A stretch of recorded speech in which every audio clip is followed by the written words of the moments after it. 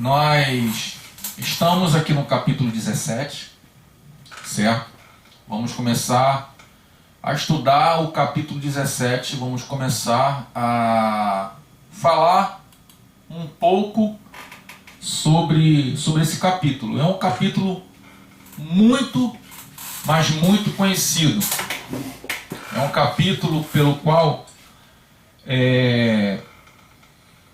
nós vamos ouvir muitas pessoas falar dele. É um capítulo pelo qual nós sempre falamos de uma passagem, que é essa passagem de de Ur e Arão e Moisés sentado, né? Moisés lá cansa e fica sentado na rocha, né? Com as mãos levantadas e com as mãos abaixadas, né? Essa passagem é uma passagem bastante conhecida. Mas esse capítulo ele começa a ser falado com uma murmuração. Esse capítulo 17,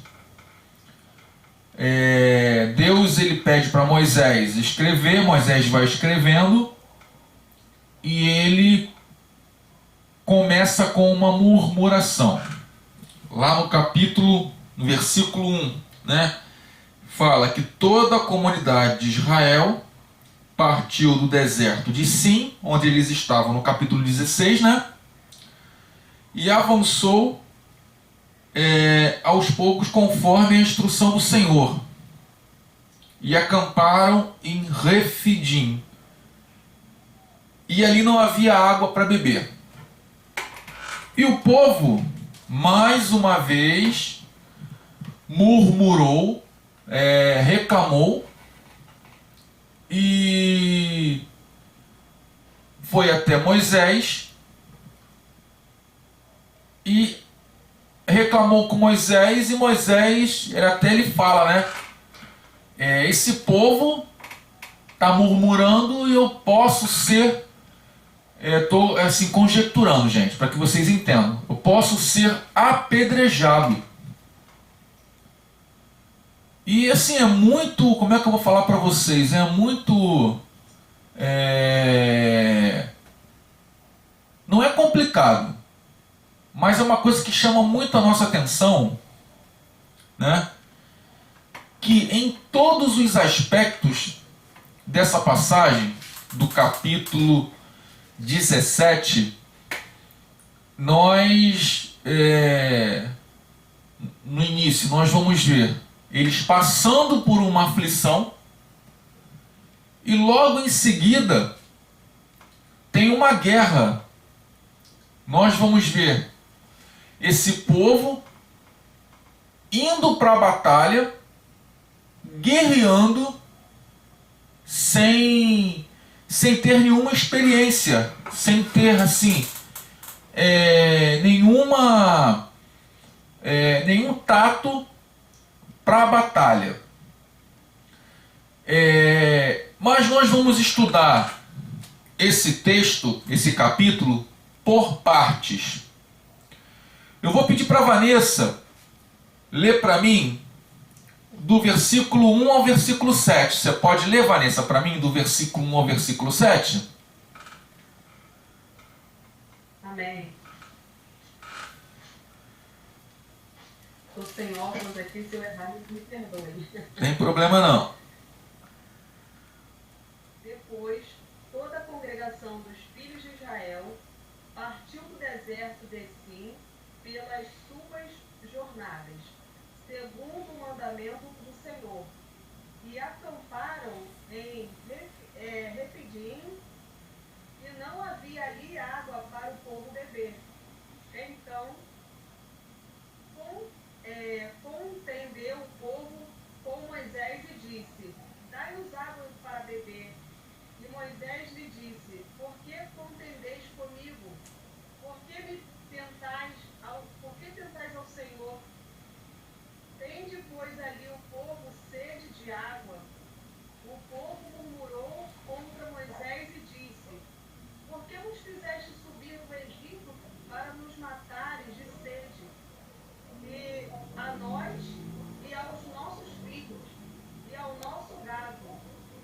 clamou Moisés ao Senhor, dizendo: que farei a este povo?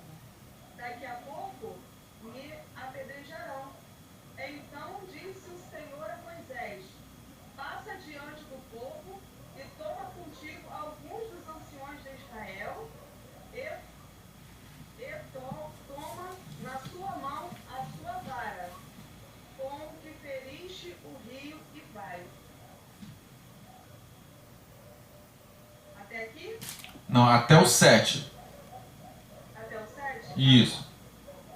Eis que eu estarei ali diante de ti, sobre a rocha, em Horebe, e tu ferirás a rocha, e dela sairão águas, e o povo beberá.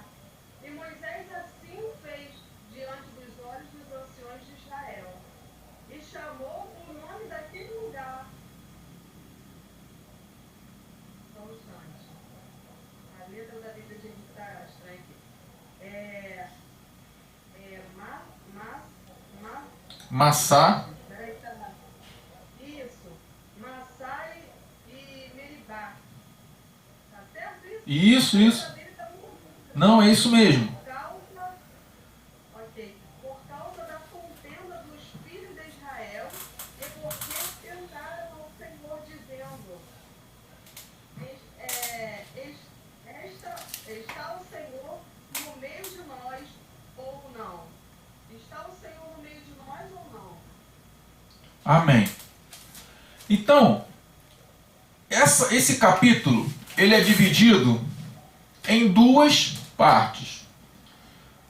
Do versículo 1 até o versículo 7, nós vamos estudar um pouquinho, que fala sobre a escassez de água,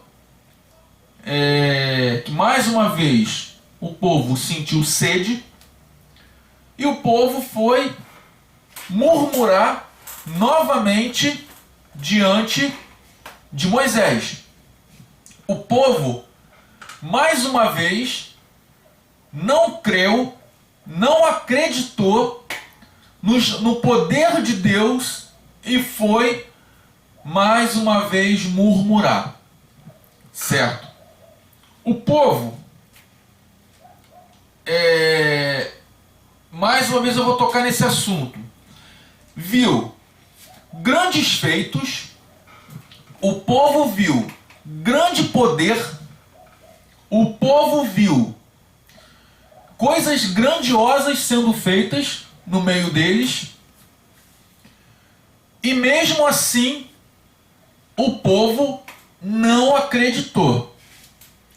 Saiu do Egito, estava a caminho da terra prometida, sendo ministrado, sendo alimentado, sendo consolado, confortado pelo Senhor nosso Deus, e mesmo assim o povo não acreditou mais uma vez do que Deus poderia fazer através da mão de Moisés.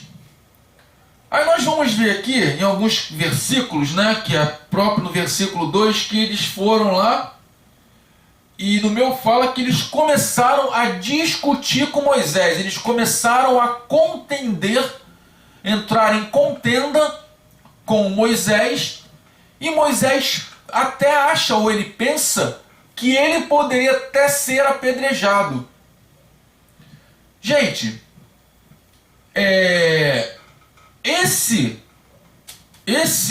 essa passagem é uma passagem típica de um novo convertido que passa por essas provações e não tem segurança e não tem, como é que eu vou falar?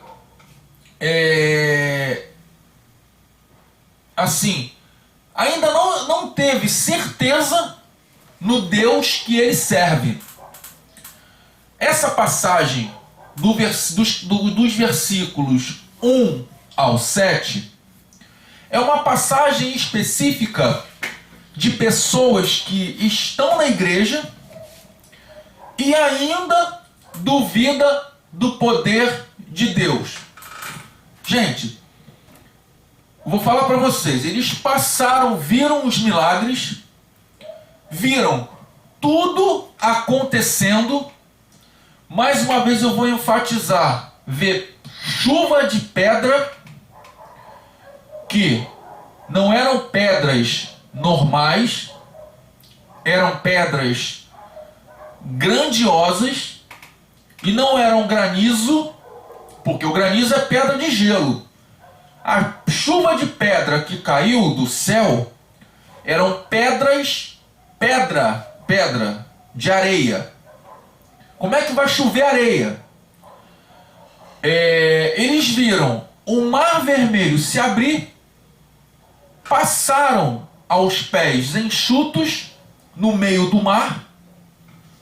Ou seja, além de Deus abrir o mar vermelho e fazer o mar se tornar um paredão de águas, Deus também evaporou as águas do caminho aonde eles iam passar.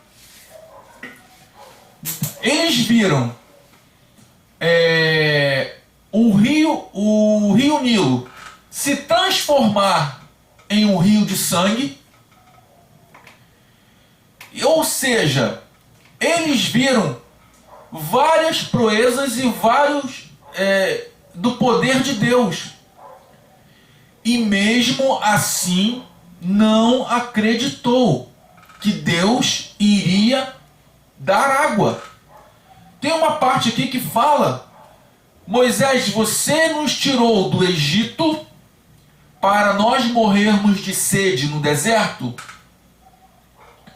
Isso, gente, é uma passagem, é uma fala de pessoas que ainda não teve um arrependimento genuíno. Lembrando que o nosso Egito que nós estamos falando na Bíblia, eu estou trazendo para o nosso Egito secular, o nosso Egito carnal, que é o quê? É o nosso Egito, o carnal não, espiritual, que é o nosso Egito que quando a gente sai do mundo e vai para a terra prometida. Muitas das vezes, se nós não nos atentarmos, nós fazemos a mesma coisa que esse povo. Ou seja, nós ouvimos falar que Jesus curou enfermos, deu vista a cegos, ressuscitou mortos, e às vezes a gente passa por uma dificuldade e não damos a importância que Deus, que Jesus pode nos ajudar, pode nos fazer um milagre para que os nossos problemas sejam resolvidos. Muitas das vezes nós somos comparados com essas pessoas que estão aí na Bíblia, no Êxodo. Nós temos que tomar cuidado para que a incredulidade não tome lugar no nosso coração. Porque se nós pararmos para analisar, às vezes muitas pessoas criticam. Vão lá, critica essas pessoas daqui, né, desse capítulo 17, versículos de 1 a 7, e falam que, mas essas pessoas são, eita povinho incrédulo. Mas nós somos assim também. Se nós não tomarmos cuidado, nós também iremos passar por essas dificuldades e nós não vamos acreditar no poder de Deus. Antônio, mas como assim nós não vamos acreditar no poder de Deus? Nós não vamos acreditar que o nosso pai possa aceitar Jesus, que o nosso cônjuge venha aceitar Jesus, que o nosso filho que está lá envolvido nas drogas possa ser liberto e aceitar Jesus como Senhor e Salvador. Tudo isso, gente, é parte do poder de Deus. Deus, ele olha para nós e quer ver o quê? Além de devoção, ele quer ver nós acreditando no que ele é capaz de fazer. Muitas vezes nós passamos por dificuldade, aí tem aquela famosa frase: só Jesus, só Deus. Sim, só Jesus, mas a gente banaliza algumas coisas que nós, às vezes a gente fala só Jesus, mas não acredita que aquele rapaz ou que aquele pai que é problemático possa se converter e possa colocar o seu coração diante de Deus. Às vezes nós olhamos para as coisas que nos rodeiam, que estão ao nosso lado, na direita, na esquerda, na frente e atrás, né? Quando eu falo que nos rodeiam, é em todos os lados. E nós vamos ver e nós achamos que Deus não tem o poder de fazer um milagre. E o que Deus fala para Moisés? Moisés, pega lá alguns anciãos, segundo a Torá, e segundo o Midrash judaico, que é o rabino que é responsável pelos estudos judaicos, ele fala que Moisés foi lá, pegou 12 anciãos, um de cada tribo, tá? E levou para esse lugar, e Deus mandou ele ferir a rocha. Por que Deus mandou ele ferir a rocha? Vocês sabem?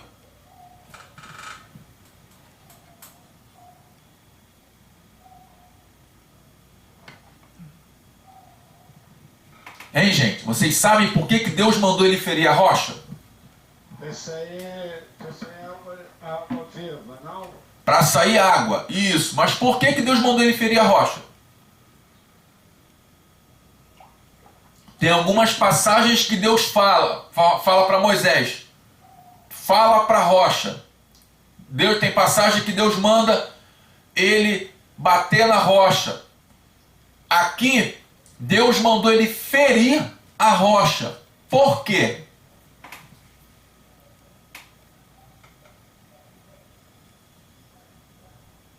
Será que é porque a fonte de água geralmente vem das rochas? Deus usou, o Henrique, isso aí é natural. Deus usou esse natural para fazer algo espiritual. Isso que você falou é certo, é isso mesmo. Mas Deus, ele usa algo natural para falar com o espiritual. Então, assim, o natural, a gente sabe que brota água da rocha. Aqui embaixo do meu prédio aqui tem uma nascente e foi furado na rocha. Então a água aqui sai água mineral. Aí eu falo para vocês, né? Do lado espiritual, por que Deus mandou ele bater na rocha? Ou tocar na rocha. Tem algumas traduções que falam que é tocar na rocha. E não falar.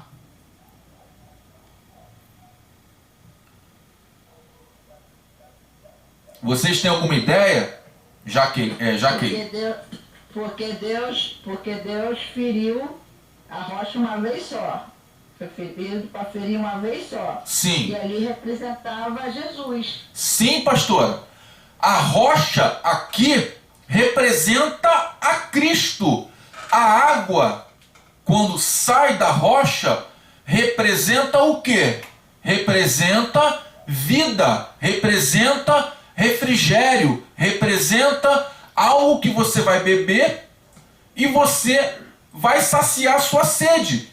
Jesus, ele fala lá no Novo Testamento que você bebe, para a mulher samaritana, você bebe dessa água, mas da água que eu lhe der, jamais você terá sede. E essa água que Jesus fala é a água do Êxodo, que quando Deus fala, bate na rocha, toca na rocha. E por que que Deus mandou bater na rocha?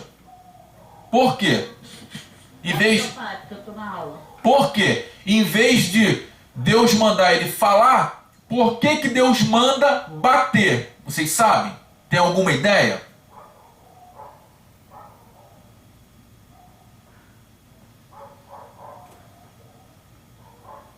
Ninguém tem ideia por que que Deus manda bater? Jesus Cristo é a rocha. Isso aí nós já falamos.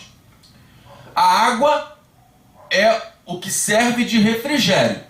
E o que que significa bater na rocha?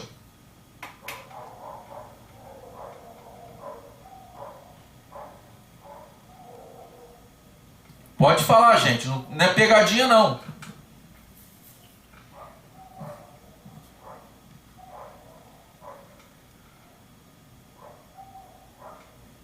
Não tem, vocês não têm nenhuma noção?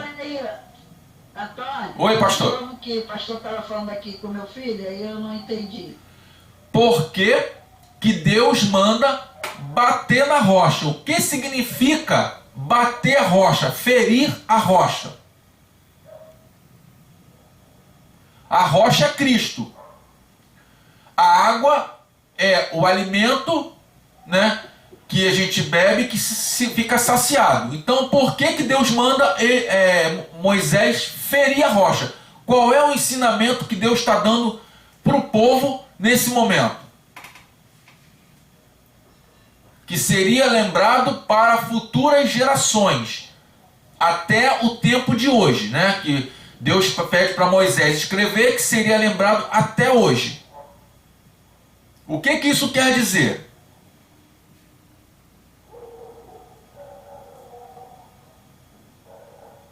Então tá bom, não vai sair. Gente, como eu já falei, a rocha é Cristo. Quando Deus manda Moisés bater na rocha, significa que a rocha teria que ser ferida. Sem ferimento, a rocha não iria brotar água. Aí nós vamos levar lá para o Novo Testamento. Cristo é a nossa rocha, né? O apóstolo Pedro fala que Cristo é a pedra angular do fundamento da igreja. Sem Cristo não existe igreja. Quando a rocha é ferida, significa que Cristo irá ser ferido, certo? Cristo irá ser moído por nossas iniquidades e através dele iria brotar fonte de vida. Se nós ficarmos com sede e não bebermos água, o que acontece com a gente? Nós não ficamos seco e nós não morremos? Então, Cristo, ele é a fonte de água que vai jorrar na nossa vida para que nós venhamos a ter, nunca venhamos a ter sede, para que nós venhamos a beber dessa água, que é a água da vida, e nós ficaremos saciados da sede, como ele fala para a mulher samaritana. Então, quando Moisés, em vez de falar, ele bate na rocha com o cajado, isso quer dizer Deus já está mostrando o que ele irá fazer lá no Calvário com o Filho dele, que quando Cristo ele chega e fala, eu sou a água da vida, eu sou aquele que beber de mim jamais terá sede. E o apóstolo Pedro, quando ele escreve que ele é a pedra angular, é a pedra que os construtores rejeitaram e que eles ali não rejeitaram, é a pedra fundamental do Evangelho, como eu já falei, ele faz essa comparação com a pedra lá no Antigo Testamento, lá no Êxodo, aqui no Êxodo que nós estamos estudando. Quando mais à frente Moisés, Deus manda ele falar para a rocha. O que ele faz? Ele fere novamente a rocha. Por que Moisés não entrou na terra prometida? Foi uma desobediência? Sim, mas não foi só por isso. Às vezes as pessoas falam, poxa, ele foi desobediente, só porque ele foi desobediente, só porque Deus mandou ele falar, ele bateu, a rocha feriu e brotou água. Deus fez com que ele não entrasse na terra prometida? Não foi só por isso. Cristo, ele só iria ser ferido uma única vez. Moisés, quando Deus chega para ele e fala para a rocha, para sair água, Deus já estava mostrando, já estava ensinando que através das nossas orações e petições, Jesus iria, que é a rocha, como eu já falei, iria nos alimentar espiritualmente. E nós vamos ver muito isso nesse capítulo 17. Nós vamos ver muito na segunda parte do capítulo 17. Então Deus foi lá,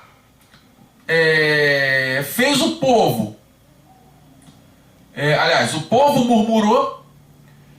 Aí ele passou por essa situação. Deus mandou água.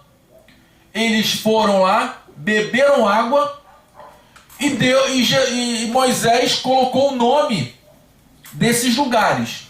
Colocou o nome de Refidim, que significa, a tradução do hebraico de Refidim significa contenda. Significa murmuração, tá? Esse nome Refidim significa contenda ou murmuração. Em algumas Torá, lá no rodapé diz que contenda com Moisés. É uma forma muito grosseira de estar traduzindo esse nome Refidim.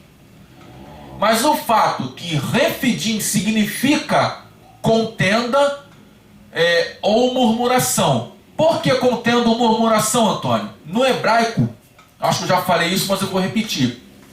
O hebraico são mais ou menos em torno de 5.000 palavras.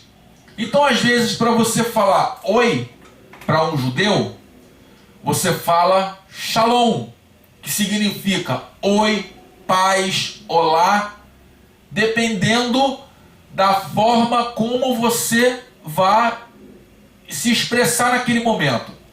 Por isso que eu falo que esse nome Refidim é contenda ou murmuração. Mas contenda por quê? Porque o povo ficou sem água e foi lá para Moisés contender com Moisés, e Moisés foi falar com Deus, e Deus deu a direção para ele ir lá e pegar água. Aí eles saíram, certo, de lá de Refidim, e foi a um lugar chamado Horebe, tá? Horebe, em algumas situações, significa deserto, tá? Monte Horebe, monte do deserto, tá? Aonde Deus mandou Moisés ferir a rocha, tá? Ou seja, eles saíram de lá de Refidim e foram pro deserto pegar a água. Tem alguma semelhança com o ministério de Jesus aí?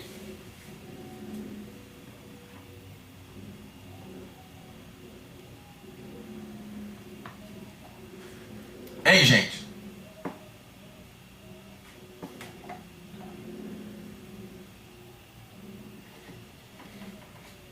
Tem ou não tem alguma semelhança com o ministério de Jesus? Eles saíram de Refidim, que significa contenda, e foram até Horebe, que quer dizer deserto. Tem alguma semelhança no ministério de Jesus?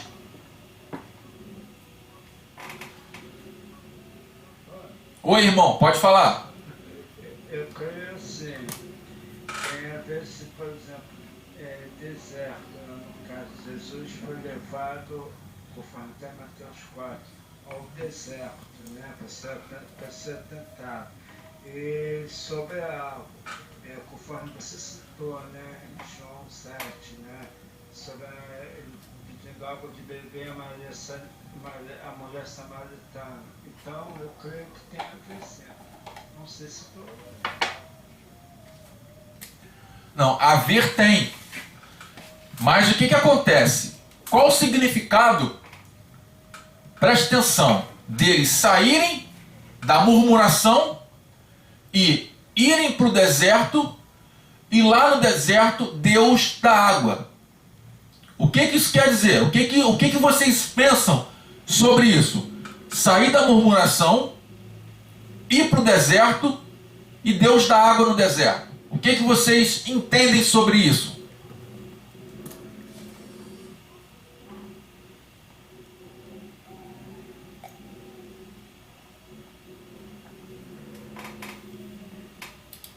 O que vocês podem trazer isso para a vida de vocês? Gente, pode falar, o momento é de falar. Eu sei que tem algumas pessoas que não podem falar porque está trabalhando, né, ou está a caminho de casa, mas vocês que estão em casa, vocês podem falar, não tem problema não. Pode falar, Vanessa. Eu creio que se refere à nossa vida, né, a nossa conversão, né, do tratado, né, como que é feito, aquela vida que a gente vivia, né, vamos dizer assim, sem Cristo, né, então era uma vida onde a gente não fazia a menor ideia de como seria, né, e você mesmo relatou algo aí, eu vou te interromper, mas você estava falando que nos dias de hoje, verdadeiramente, a gente às vezes passa por situações assim, como a gente às vezes tem mania de julgar, né, o povo, deles terem murmurado, mas tem situações também na vida da gente que se nós não vigiarmos, como você mesmo falou, a gente acaba pecando, né, a gente acaba errando, porque a gente acaba fazendo como esse povo fez, né, e a própria palavra nos ensina que a gente não é melhor que ninguém, mas a gente está aqui para aprender a cada dia, né, a sermos como Cristo, né, assim, deixa eu colocar mais ou menos, de vivermos como Jesus, assim, como Ele nos ensina através da sua palavra. Perfeito, Vanessa. Perfeito. Então o que acontece? Nós éramos do mundo, nós estávamos no mundo, aonde tinha lugares a gente fazia contenda conosco mesmo ou com outras pessoas. Nós aceitamos Jesus, fomos levados para o deserto, a caminho de Canaã, e ali nós encontramos água, que é o quê?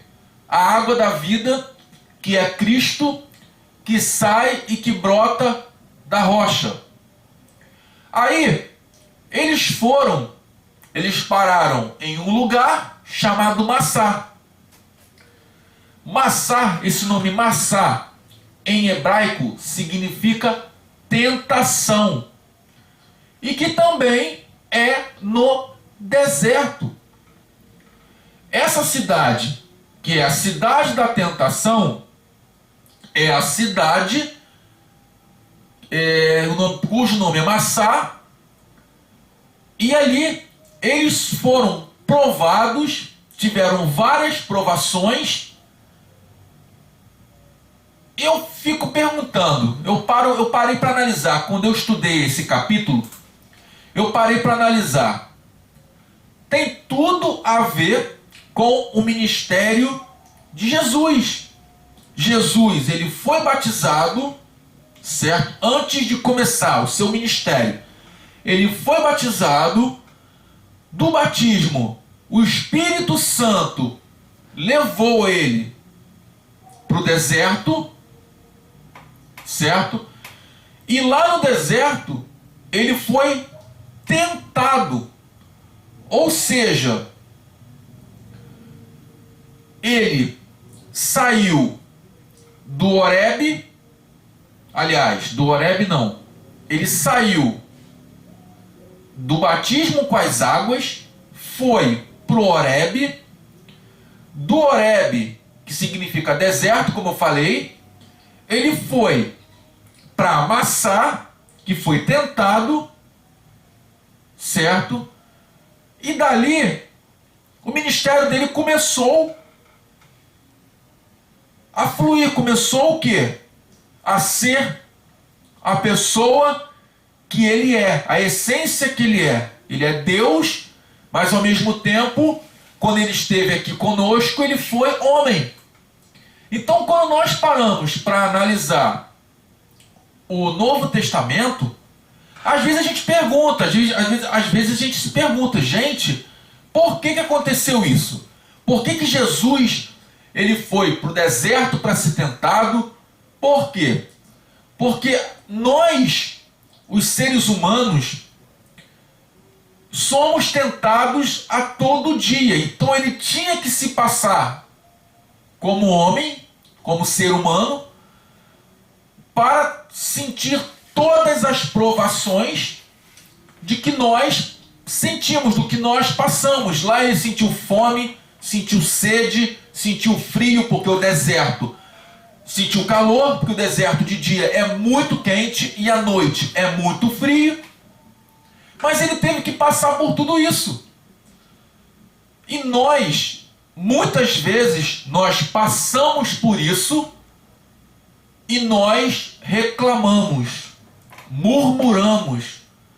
Nós, muitas vezes, saímos de Refidim, nós somos levados para Horebe, que é o deserto. Aí, de Horebe, nós vamos para Massá e voltamos para Refidim. Sabe por quê, gente? Porque quando nós passamos por dificuldades, quando eu falo nós, eu me incluo também. Nós murmuramos. Nós começamos a contender. Senhor, por que eu estou passando por isso? Por que eu estou tendo essa dificuldade? E Deus, que nós vamos ver agora na segunda parte, às vezes a gente pensa, na maioria das vezes, a gente pensa que vai acabar por aí, piora. Senhor, por que está piorando? Por que está acontecendo isso? Porque Deus ele quer nos ensinar a passar por essas dificuldades, passar por esses problemas e assim, a gente passa, ele nos dá a solução e a gente acaba com a solução que Deus nos dá, nós acabamos nos fortalecendo para as próximas, certo? E nós vamos ver agora nos versículos de 8 a 16 que estava, como é que eu vou falar? Nós achávamos que estava ruim, aí vai piorar. Nos versículos de 8 a 16. Você pode ler, Vanessa, para mim, por gentileza? Amém. Vamos lá. Sim. Ô Senhor, mas vamos lá, peraí. Então veio Amaleque e pelejou contra Israel em Refidim. Pelo que disse Moisés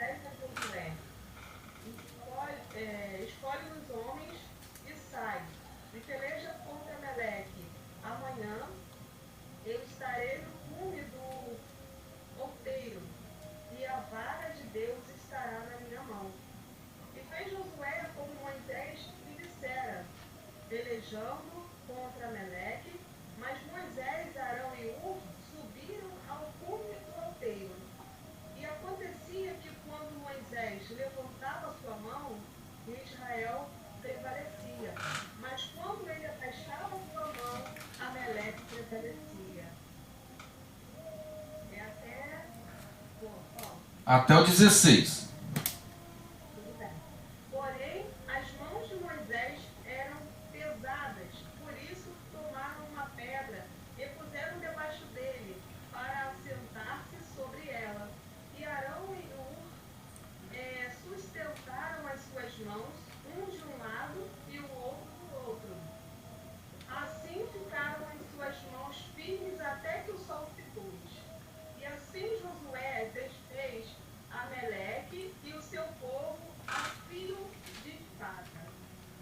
Então disse o Senhor a Moisés: escreve isto para a memória num livro e relata-o aos ouvidos de Josué, que eu totalmente hei de riscar a memória de Ameleque debaixo dos céus.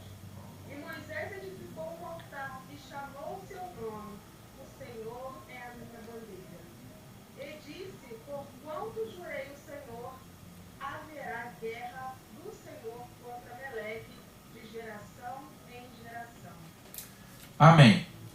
Eu peguei algumas coisas aqui e nós vamos falar. Primeiramente, aqui, Deus está levantando Josué.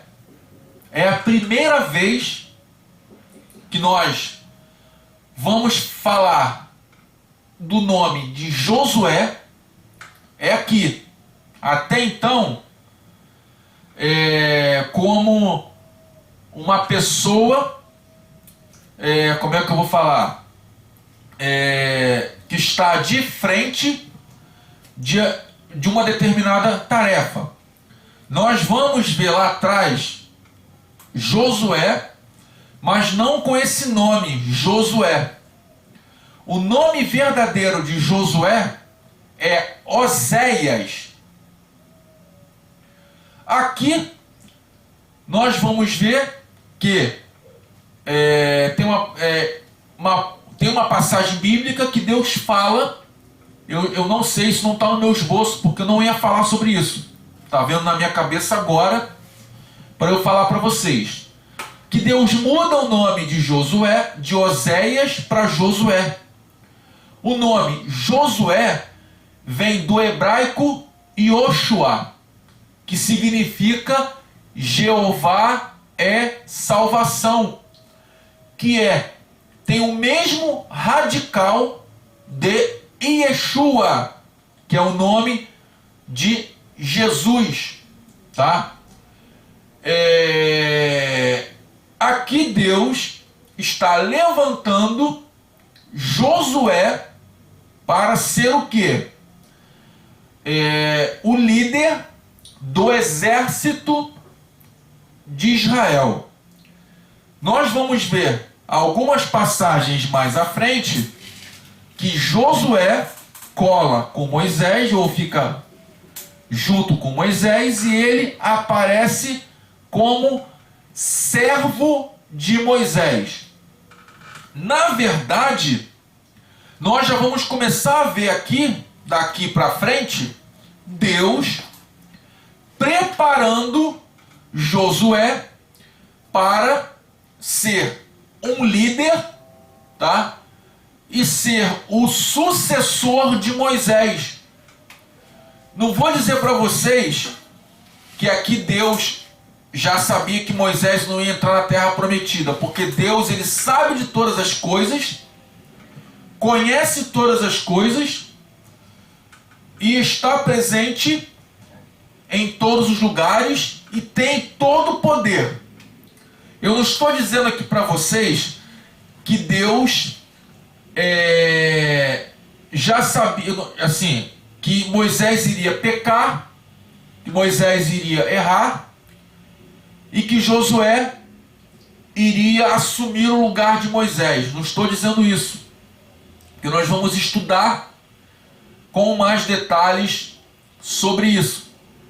Mas o que me chama a atenção aqui, que Moisés, ele fala para Josué, tá, que o povo de Amaleque, os filhos de Amaleque, eles iriam lutar com os filhos de Amaleque. O que isso quer dizer, Antônio? O que isso quer dizer? Vanessa, o que isso quer dizer, Ana Paula? O que isso quer dizer, Jaqueline? O que isso quer dizer, pastora Mônica, Marcos, Henrique? O que isso quer dizer? Os amalequitas, tá? Eles eram um povo descendentes de Israel, tá? Da família de Esaú. Eles eram descendentes de Esaú, que habitavam em Edom. Segundo a tradição judaica, eles, junto com aquele povo daquela região, eles temiam que os israelitas, os filhos de Israel, fossem lá e acabassem com as casas, com as terras, porque eles tinham cidades edificadas, fortificadas e tinham bastante riquezas, esse povo. Então, eles se uniram e foram contender, lutar contra os filhos de Israel, liderados por Amaleque. Vocês sabem que os amalequitas eram um povo que vira e mexe tinha problemas com Israel. Eles eram inimigos daí para frente, porque o próprio Senhor disse o quê? Que eles iriam ser exterminados. Todos os amalequitas iriam morrer. Aí eu pergunto para vocês, quando que isso aconteceu?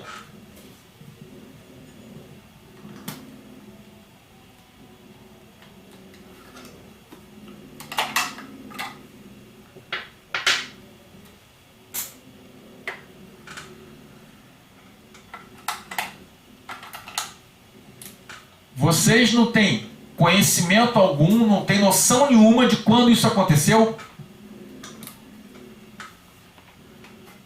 Aconteceu na época de Abraão, quando Jacó, né, foi ficar como primogênito, e na época o próprio Deus separou Esaú, né, e Abraão acabou amaldiçoando, né, o Esaú, e esse povo ficou separado, e falou que o povo de Esaú ia servir, né, o povo de Jacó, é isso? Isso que a pastora está falando... Não, isso que a pastora está falando foi antes, né, lá na época de Esaú e Jacó. Isso. Jacó fala para... Isaac fala para Esaú que os descendentes dele iriam o quê? Iam servir a Jacó. Mas não é isso que eu estou falando, pastor. O que eu estou falando é que os amalequitas, eles foram totalmente exterminados. Eles morreram. Mataram todos. Aí a pergunta que eu fiz, de repente, eu não soube me expressar. Quando que os amalequitas foram exterminados? Quando eles morreram? Todos eles morreram. Tem um exemplo muito claro em Davi, certo? Que exemplo é esse? Mas ali nesse exemplo também eles não morreram. Não foram todos exterminados. Mas tem um exemplo em Davi. Vocês sabem? Não, eu não sei não. Então vamos lá. Nada disso não. Então vamos lá. Em Davi, o rei Agag, ele é capturado por Saul e é levado para o acampamento. Aí o profeta Samuel fala o que para Saul?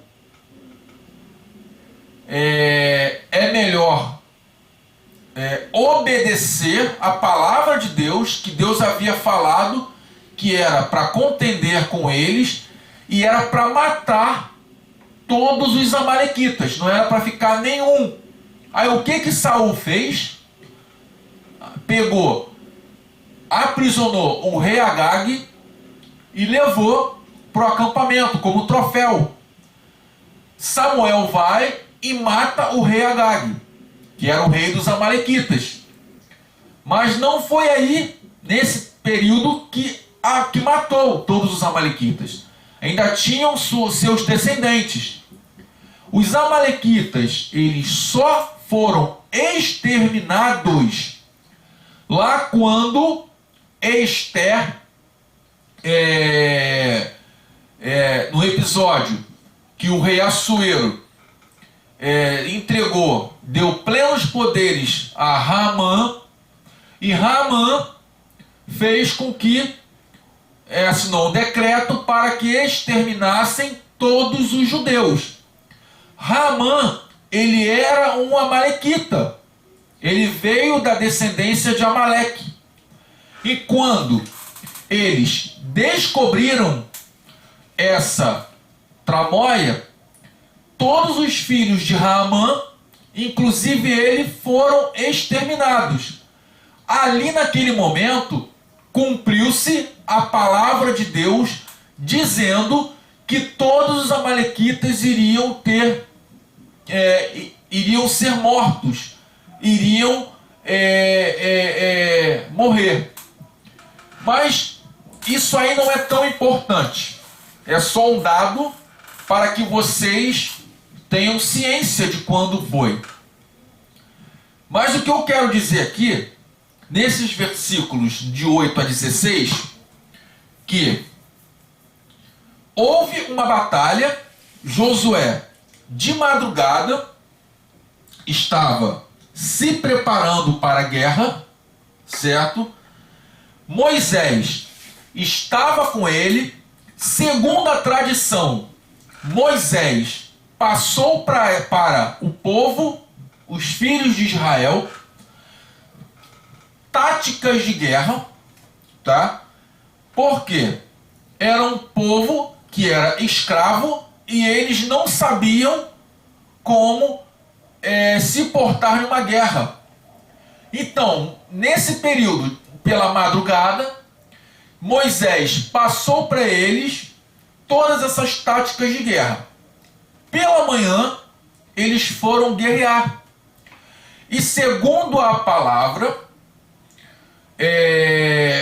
a guerra só terminou quando o sol se pôs, quando acabou o dia, né? Quando já tinha ficado escuro, né? Tinha ficado... o sol tinha se pondo, né? Tinha se posto, né? Então, nesse período, houve como é que eu vou falar para vocês? Um momento de que Moisés havia se cansado, e de acordo com a palavra, o que diz? Enquanto as mãos de Moisés estavam levantadas, os filhos de Israel prevaleciam. Enquanto as mãos de Moisés abaixavam, os filhos de Israel pereciam. Ou seja, os filhos de Amaleque eram vitoriosos. O que isso quer dizer? O que isso nos mostra? O que isso fala para nós?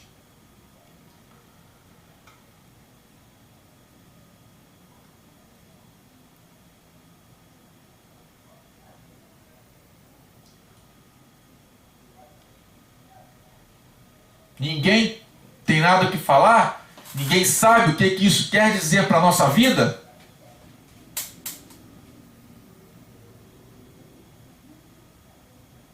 Você pode fazer a pergunta de novo? Então vamos lá. Não, sem problemas. Enquanto Moisés ficava com a mão levantada, os filhos de Israel prevaleciam. Quando Moisés abaixava as mãos pelo cansaço, os filhos de Amaleque, que eram os amalequitas, prevalecia. O que que isso quer dizer na nossa vida? O que que isso quer dizer para a gente hoje, como filhos de Deus?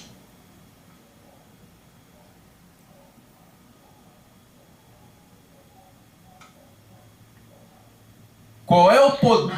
Nós precisamos ali, quando Moisés estava cansado espiritualmente, né? Vou dizer assim no tempo de hoje, né? Sim. Como pastores, Sim, né?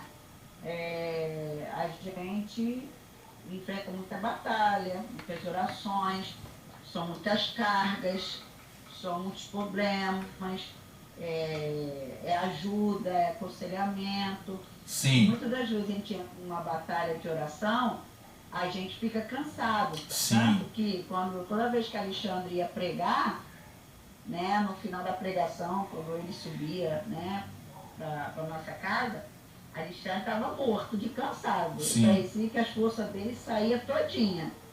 Né? E falava, filha, eu estou muito cansado, me deu um sono. Aí ele jantava e ia dormir porque dava um cansaço. Sim. Então eu vejo ali que na hora ali com Moisés, que tinha Ur e tinha Arão, que eram os seus intercessores ali, sim, né? É como Sim. se fosse intercessor, sim, certo? sim, Então ali estava ajudando. Aí colocou uma pedra, porque botou ele sentado, para ele continuar com os braços levantados, para prevalecer, para poder o povo de Israel ganhar a batalha. sim, Né? sim. Então, por isso, no tempo de hoje, nós precisamos da ajuda sim, dos irmãos, Sim. nós precisamos dessa comunhão, nós precisamos de oração, nós precisamos ajudar um ou outro, né? Para nos fortalecer na nossa fé, sim, né? Para nós vencermos a nossa batalha dia a dia, para nós vencermos aquilo que precisamos, né? Às vezes a gente pede alguém, nos ajude em oração, numa batalha, como eu estou orientando uma menina, né? Na área de casamento. Então, Sim. estou orientando ela. Então, a gente precisa de um suporte. sim, A gente precisa de cobertura. Sim. Mesmo sendo pastor, a gente precisa. Sim. Porque ali nós estamos levando no mundo espiritual. Sim. Então, há uma guerra no mundo espiritual, né? Sim. Deus e o inimigo. sim, Então, nós não vemos, mas nós sentimos a guerra. Sim. Ali não foi diferente, não. sim, sim, Entendeu? sim. Assim, gente, não é o meu ministério, o ministério intercessor. Não é. O meu ministério... Eu gosto muito. Eu sei, pastora. O meu ministério é ensino. Assim, mas isso que a pastora falou não está nem escrito aqui no meu esboço, tá? Ela fala, porque o ministério da pastora Mônica é um ministério de intercessão, né? Intercessão, libertação, cura, né? Interior.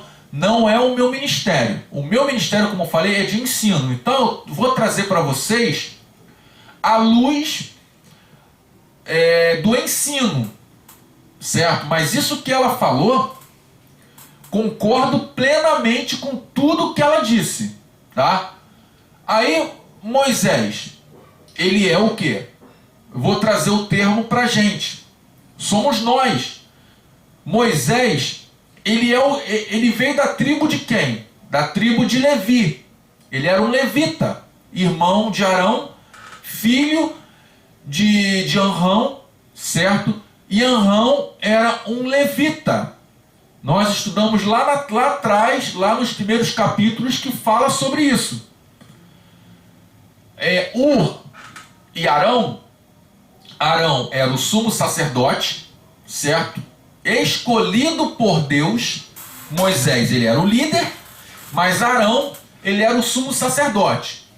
Ur, segundo a tradição, era cunhado de Moisés, ele era casado com Miriam.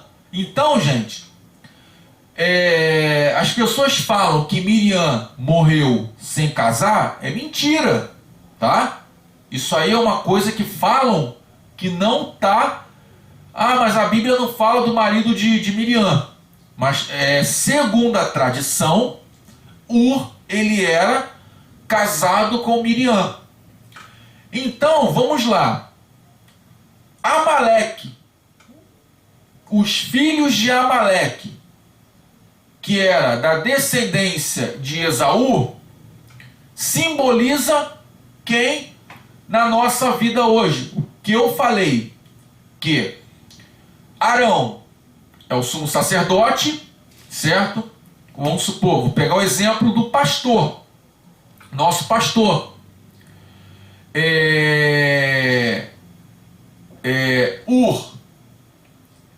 Também ele era da tribo de Levi, porque só poderiam casar pessoas da mesma tribo.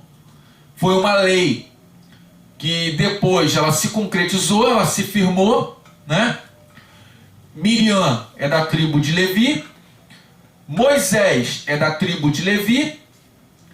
E os amalequitas? O Moisés significa o quê? Significa nós, seres humanos, nós, pessoas normais. E os amalequitas? Quem são esses amalequitas? Vocês têm alguma ideia?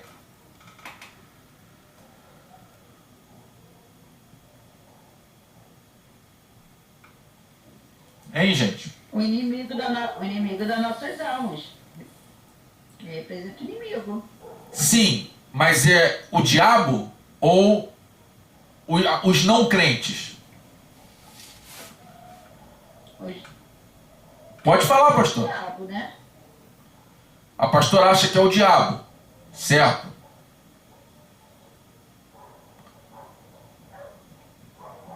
Até porque a gente não luta, né? Você está falando na área de professor de ensino. Sim. Até porque o ensino, a palavra de Deus e a libertação, elas são um conjunto. Sim, certo? sim. Então, o que acontece? A palavra de Deus diz lá em Efésios que a gente não luta contra a carne e nem o sangue, Sim. certo? Sim. Né? Sim. Mas, né, entre aspas, o inimigo usa pessoas. Sim. Então, quem são os pessoas, porque Sim, pode falar, pastora, desculpa. até porque ele vai usar, tanto que a nossa guerra não é contra o homem, mas sim contra os principados, potestades. Sim. Né? Sim. Então, infelizmente, algumas pessoas, principalmente pessoas ímpias ou pessoas até mesmo dentro da igreja que não têm o conhecimento da palavra, não têm a libertação, muitas das vezes o inimigo acaba usando essas pessoas para poder nos atingir. Tanto que dentro da igreja existe o joio, existe o trigo. E você tem que saber a diferença desses dois. Certo, sim. Então, baseando naquilo que a pastora falou, isso está no meu esboço. Baseando naquilo que a pastora falou, Amaleque, segundo o meu estudo, segundo fontes de estudo, significa todas as pessoas que são usadas pelo inimigo, que vai lutar contra a gente. Como a própria pastora falou, que a nossa luta não é contra a carne, não é contra sangue, mas sim contra principados e potestades. Aqui Moisés, quando ele levantava a mão, ele estava levantando uma oração intercessória, certo? Para aquele povo combater, para que aquele povo lutasse contra os amalequitas, tá? Eles lutaram contra espadas, com espadas. Mas hoje a nossa luta não é com espadas, a nossa luta é através da oração. Então, quando Moisés ele pega e levanta as suas mãos a favor do povo, ele está intercedendo para que o Deus de Israel olhasse para aquele povo e desse a vitória naquele povo. Mas lembra que eu falei que que Moisés simboliza nós, crentes? O que a palavra fala? Que hoje, nós somos um reino de sacerdotes e profetas. Moisés, além dele fazer parte da tribo de Levi, ele não era sacerdote, mas ele era um profeta. Então, quando nós levantamos a nossa voz em oração, levantamos um clamor intercessório, nós estamos sendo comparados com Moisés. Quando nós levantamos e olhamos as nossas dificuldades, pelo qual os filhos de Amaleque, que são os amalequitas, que simboliza as pessoas deste mundo, e vai lutar contra nós, não estou dizendo que a gente vai pegar uma espada, ou então um 38, uma pistola, e vai dar tiro, vai pegar a espada e vai cortar a pessoa, não. Não é isso que eu estou dizendo. O que eu estou dizendo é que se a minha sogra, se a minha mãe, se o meu pai vai contra mim, eu tenho que dobrar o meu joelho, levantar a minha voz em oração e fazer um clamor para que Deus, o Deus de Israel, venha me dar a vitória.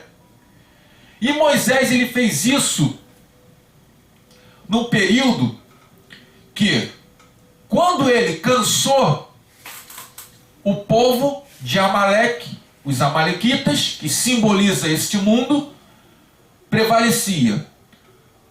Quando Ur e Arão viram isso, o que eles fizeram? Levantaram as mãos de Moisés e permanecia com elas levantadas. O que eu estou querendo dizer para vocês? Nesse momento, existem situações que nós precisamos de pessoas ao nosso lado orando junto com a gente. Poxa, Antônio, estou passando por uma dificuldade, estou passando por um problema. Ore pela minha vida. Poxa, irmão, vou orar sim. Qual é o problema? Ah, é isso, eu estou desempregado, estou passando por dificuldade financeira, às vezes aqui não tenho nem o que comer em casa. Estou dando exemplo, tá, gente? Então tá bom, irmão. Não tenho como te ajudar, mas vou orar sim. Por que eu estou falando isso, gente? Escolhe pessoas da sua confiança e tenha essa pessoa como uma pessoa intercessora por você, que intercede por você. Claro, o Espírito Santo, ele intercede por nós junto ao Pai, né? A Bíblia fala sobre isso.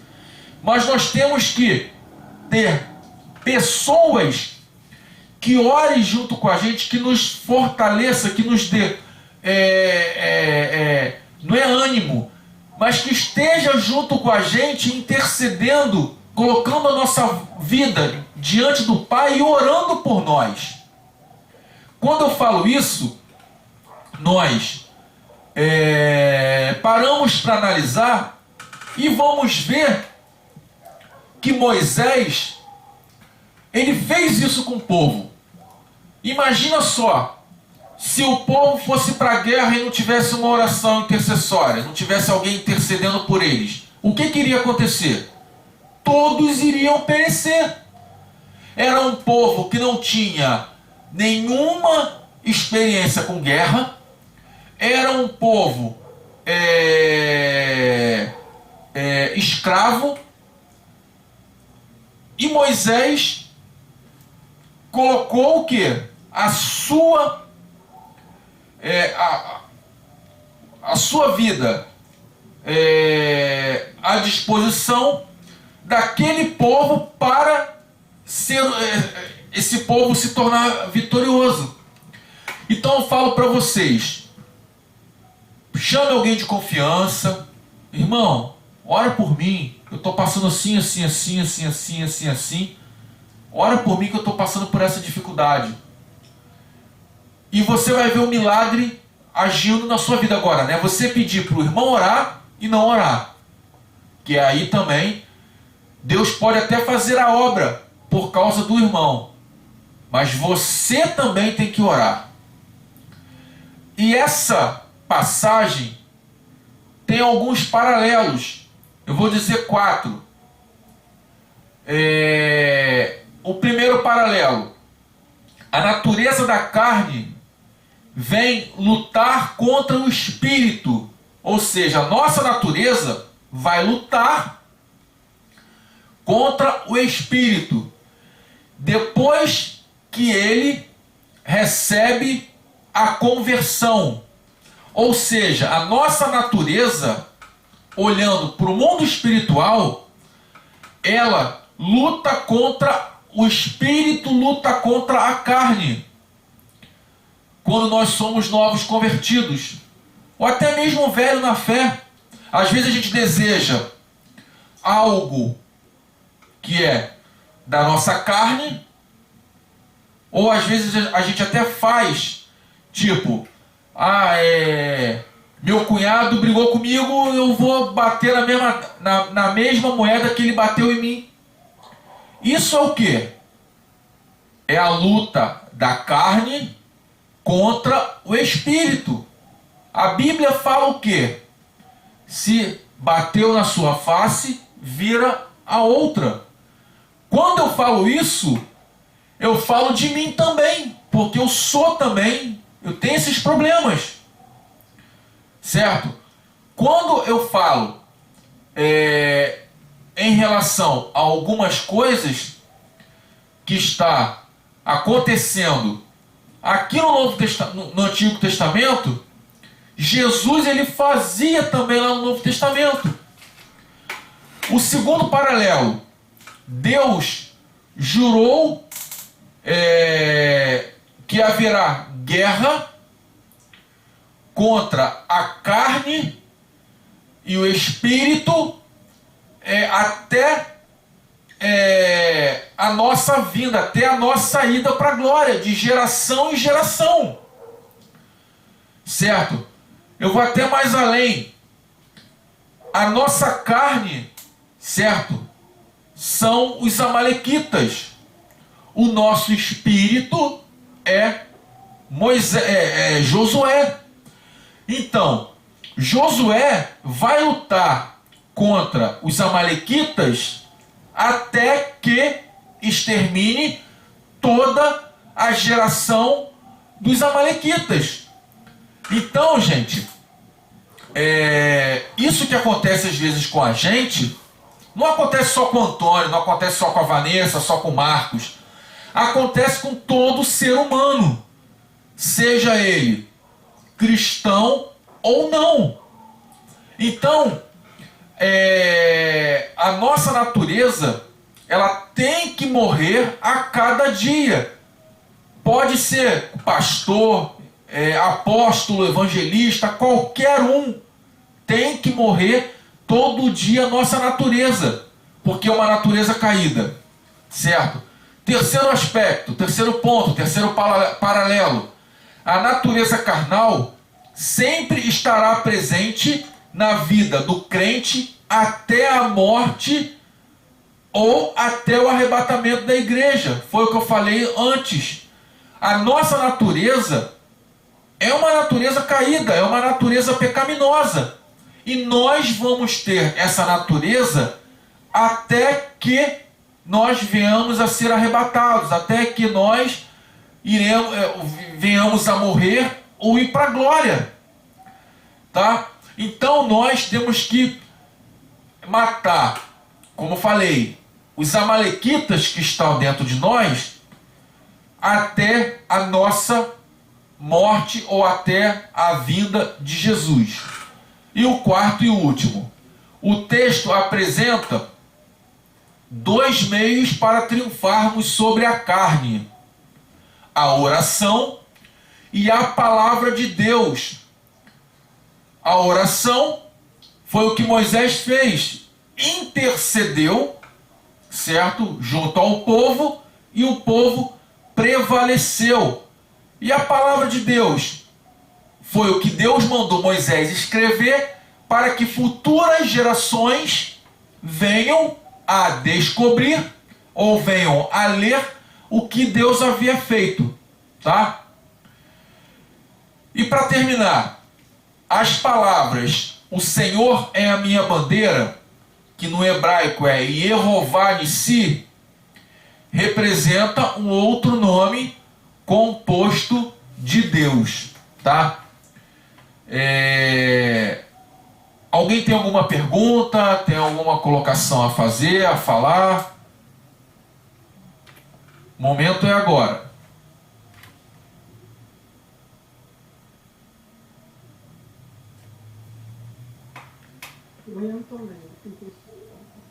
Pode falar, Vanessa. Eu achei interessante aqui como Moisés, né, foi obediente ao Senhor, como ele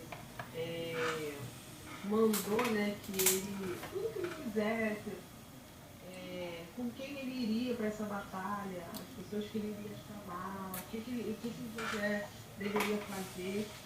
E assim, a gente vê assim, uma obediência, né, muito grande em relação a ele, né?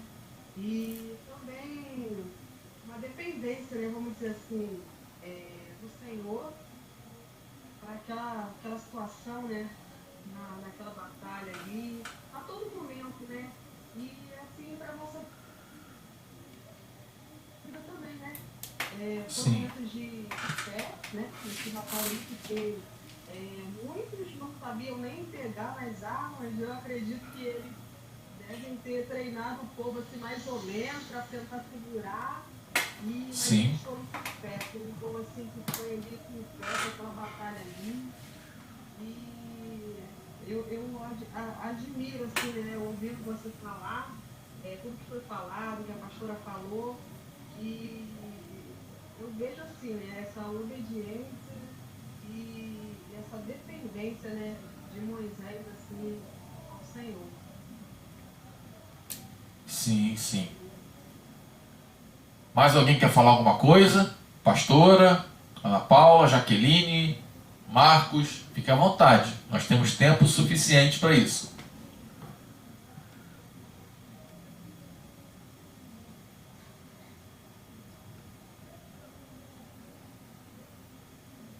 Então, ninguém quer mais falar nada?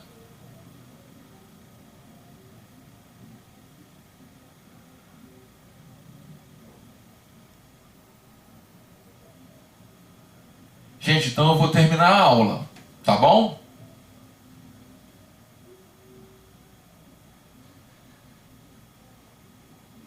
Gente? Amém. Amém, Antônio. Você explicou direitinho, a gente aprendeu aí com você, entendeu? Na parte da história, porque eu gosto muito da área histórica, né, da Bíblia, né? Mas como o Antigo e o Novo, eles se completam, porque todos os dois falam de Jesus, falam de libertação, né? Porque o povo, quando foi para o deserto, houve um preparo, uma preparação, né? E ali estavam sendo preparados para vidas futuras, né? Então, e Jesus, e Deus separou Moisés. Tanto que Moisés, ele tinha várias funções, né? Ele era arquiteto, ele sabia manejar uma espada, né? Assim no tempo de hoje, eu vou trazer no tempo de hoje, nós precisamos aprender a palavra de Deus, porque a palavra de Deus, ela traz libertação. A palavra de Deus não traz só conhecimento. A palavra de Deus, ela traz libertação. E o tempo que nós estamos vivendo hoje, né, a geração de hoje, nós precisamos e necessitamos de aprender a palavra de Deus. Entendeu? E a palavra de Deus, ela tem que estar onde? Numa terra fértil. Aonde é a terra que é fértil? É o nosso coração, certo? Aqui não pode ter mancha, não pode ter mágoa, não pode ter tristeza. Não que nós não possamos ficar tristes, ter medo, mas não pode ficar dentro de nós. Então, a palavra de Deus, ela vai nos libertar todos os dias, como você disse aí. Ela vai nos libertar, ela vai nos trazer a libertação, porque a gente se converte, a gente aceita Jesus, mas todo dia nós precisamos de libertação. E nós estamos vivendo um tempo, qual o tempo que nós estamos vivendo hoje?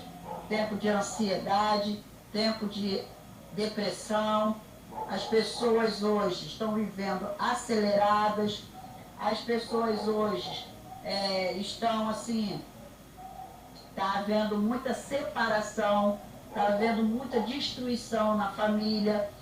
E nós, isso é o quê? Nós temos que vencer o quê? Como você falou aí. Vencer os amalequitas, vencer todos os dias nossos inimigos que vêm nos atrapalhar, que vêm tirar nossas estruturas, mas nós vamos tirar como? Aprendendo a palavra de Deus, com a espada, com as ferramentas, que é o conhecimento e também na área da libertação. Porque muita destruição de família, né, hoje tá em prol a isso. Porque tem que haver libertação. E muitos pecados cometidos lá atrás, na geração lá de trás, muitas das vezes o nosso inimigo, ele traz no tempo de hoje, na nossa família.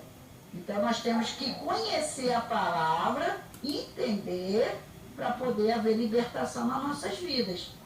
Entendeu? Porque senão nós vamos estar na igreja, vamos estar louvando, vamos estar lá dentro da igreja em comunhão com o povo, mas também nós não se conhecemos, não conhecemos a nossa geração lá de trás, não conhecemos aquilo que aconteceu e muitas das vezes não tem libertação. Aí eu vou dizer o que eu disse hoje, com um aconselhamento que eu disse. O homem, muitas das vezes, tem amnésia, mas o inimigo não tem, não. Ele conhece as gerações, ele conhece tudo que aconteceu de ruim, ele conhece aquilo que nós pecamos, aquilo que nós fazemos, o velho Adão, entendeu? E nós precisamos matar isso todos os dias na nossa vida, que é o nosso eu. Amém? Amém, pastor.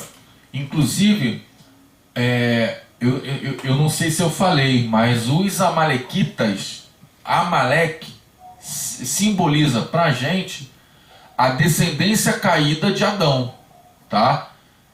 Isso que a pastora falou bate certinho do que eu havia colocado aqui no meu esboço. Não sei se eu falei isso para vocês, mas simboliza a natureza caída de Adão, né? Que é a mesma natureza que era a natureza de Esaú, que não era uma natureza temente a Deus, que não era uma natureza que queria se aproximar de Deus, né? E Esaú, ele tinha esse princípio de não querer estar perto de Deus. E os amalequitas têm simboliza pra gente essa natureza. Mais alguém quer falar alguma coisa? Quer colocar alguma coisa? Irmão Marcos, eu acho que ia falar, e depois pode ficar à vontade, tá, gente? Não esqueci, mas que a pastora falou aí realmente, entendeu? Coisa importante para nossas almas, entendeu? Que se você for olhar para o lado espiritual, você vai ver que tem tudo a ver que vocês estão falando, no caso. Infelizmente, o que existe muita contenda, às vezes, até dentro do nosso meio, dentro da igreja, que tem muita gente que só percebeu de oba-oba, compromisso mesmo com a verdade, são poucos. Então, por isso que os amalequitas, né, que dá o nome que você citou agora, Sim. Tá em nossos meios, entendeu? Eu tinha que a gente se derramar mesmo, se quebrantar. Eu tô falando que eu estou colhido nesse meio, gente. Pelo amor de Deus. Sim, sim. Não me sentindo na cabeça, não, só Deus sabe. mas eu me esforço muito. Então, quer dizer, devia se entregar ao Senhor, pedir ao Senhor, né, para tirar o velho homem de vez, que nosso meio agir no espelho. Eu acho que as coisas tornariam muito melhor, irmão. Irmão Marcos, isso só vai acontecer quando nós formos para a glória. Enquanto nós estivermos aqui, nós vamos ter lutas constantes com o nosso irmão que eu falo, irmão de sangue, tá? Com o nosso pai, com o nosso sobrinho, com o nosso primo, com o nosso tio e também com a nossa sogra, tá? Graças a Deus a minha sogra é uma bênção. É uma bênção. Vocês conhecem a minha sogra, né? A pastora, o irmão Marcos conhece, porque a Jaqueline também conhece, porque é da minha igreja, nós somos da mesma igreja. A pastora até conhece a minha sogra, porque já foi na casa da minha sogra. Então ela é uma bênção. Então não tenho nada que falar, mas tem sogra que só Jesus. Tem irmão de sangue que é só Jesus. Então nós só vamos ficar livres deles quando nós formos para a glória. Mas tudo que nós temos para fazer aqui, nós não temos que ter raiva deles, ódio deles. Nós temos que orar para que a divina revelação, vou usar esse termo que vocês entendam, possa entrar na mente e no coração dele, para que essas pessoas também possam ver que Jesus transforma a gente, que Jesus é o centro da nossa vida. Nós não temos que ter raiva, ódio, rancor, ressentimento deles. Pelo contrário, nós temos que continuar amando eles, porém, orar para que essas perseguições que às vezes nós sentimos, nós não venhamos a ter.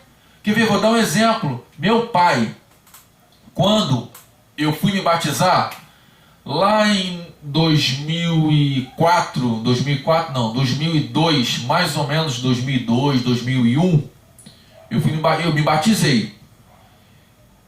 Na semana do meu batismo, eu trabalhava na Xerox do Brasil, ganhava muito bem, equivalendo um salário de hoje de 5 mil reais. Na época eu ganhava, o salário era 350, eu ganhava R$1.000. R$1.000 de salário. Ajudava minha mãe, meu pai. Não estou falando isso para me engrandecer não, tá? Estou falando isso para que vocês entendam. Na semana do meu batismo, meu pai, ele virou para mim e falou assim: você não vai comer nada aqui em casa. Simplesmente, você não vai comer. E era eu que botava alimento, era eu que pagava as contas, era eu que fazia as coisas. Eu fiquei 2 semanas comendo lanche, x-tudo, hambúrguer, cachorro-quente, e almoçava lá no trabalho porque eu tinha meu vale-refeição. Mas à noite eu não tinha como me alimentar, comia x-tudo. Para quê? Para que ele pudesse ver até que ponto eu iria ser crente. Então, gente, assim, não tenho ódio do meu pai, não tenho raiva do meu pai. A única coisa que eu fazia, que eu podia fazer, é orar. Foi a semana mais atribulada da minha vida de crente. Foi essa semana, porque meu pai não trabalhava. Então eu já saía com briga, chegava em casa 5, 6 horas da tarde, confusão, até a hora de dormir, confusão, todos os dias, até eu me batizar. Quando eu me batizei, acabou. Por que eu estou falando isso para vocês? Porque foi o que a pastora falou. A nossa luta não é contra a carne e nem contra a sangue, mas sim, a nossa luta é contra principados e potestades. Então, a Bíblia fala: maior é o que está em nós do que o que está no mundo. E os amalequitas simbolizam as pessoas que estão no mundo, que são do mundo. Mas nós não temos que ter raiva. Ah, o meu primo não é crente, eu vou ter raiva dele? Não! Não! Tá me entendendo, gente? Nós temos que ter essa consciência, tá ok?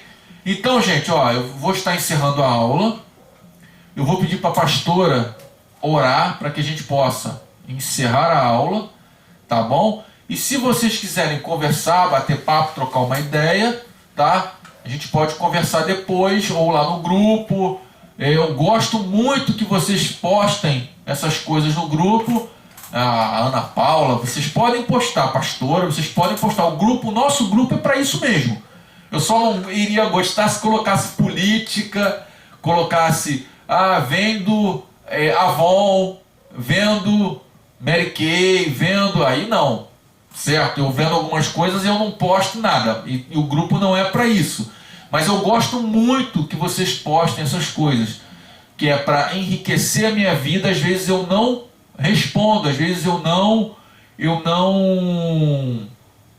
como é que eu vou falar?